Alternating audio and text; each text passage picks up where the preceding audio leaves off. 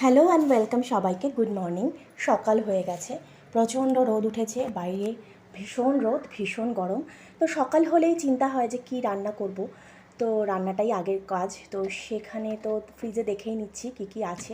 সব সবজি মোটামুটি কেটে রেখেছি, তবে আজকে ফ্রিজে চিকেন আছে, তাই চিকেনের কিছু একটা করতে সবসময় মন চায় যদি চিকেন থাকে। তো তো সবজি চিকেন সবটাই করতে হবে, কারণ বেশি কিছু রেখে দেওয়া সম্ভব নয়। তো আগে প্রথমে বরবটি কাটা আছে, তো সেই বরবটিটা আগে করে নিয়েছি।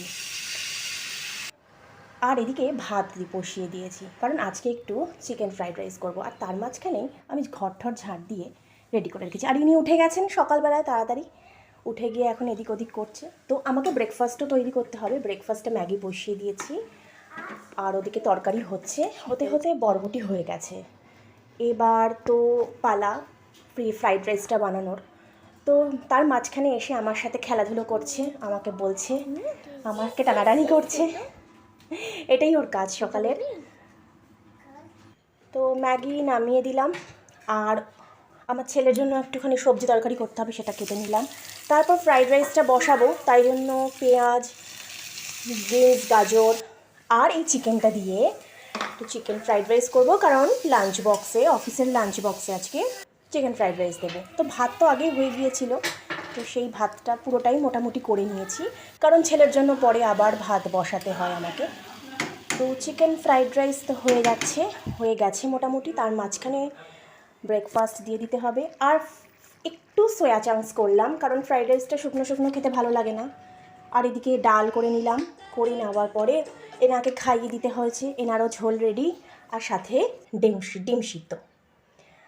তো সব মোটামুটি রেডি করা হয়ে গেছে। এবার হাজব্যান্ড বেরিয়ে যাচ্ছে অফিসে, এখন 10টা বাজতে 10। তাও এই ঘড়িটা একটু ফাস্ট আছে, তা যাই হোক, আমার জামা কাপড়ও কাচা রেডি আজকের মতো। এইবার মনে পড়েছে নিজের খাবারের কথা, তাই একটু ব্রেক করে নিচ্ছি, কারণ নিজের খাবারটা সবসময় সবার লাস্টেই খেতে হয়। এদিকে সব ঘর মোছা কমপ্লিট হয়ে গেছে, এবার আমি পুরোপুরি ফ্রি। সব এদিকে বাসনও মাজা কমপ্লিট, কিচেন পরিষ্কার। এবার এনাকে নিয়ে কালার করতে বসতে হবে, কারণ অনেক কাজ হয়েছে, এবার তো ছেলেকে টাইম দিতেই হবে, আর নিজেরও কাজ আছে, নিজের পেন্টিং, নিজের গানের ভিডিও, রিলস অনেক দিন ধরে দেওয়া হচ্ছে না, তো নতুন নতুন রিলস এবং গানের ভিডিও তো আসবেই আমার, সেগুলো আপলোড করতে হবে। এনাকে নিয়ে আগে একটুখানি কালার করে নিই।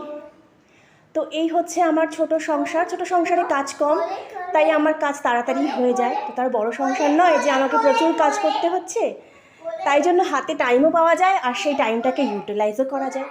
এইভাবেই আমি চলছি, হয়তো পারফেক্ট নয়, তবু চেষ্টা করছি।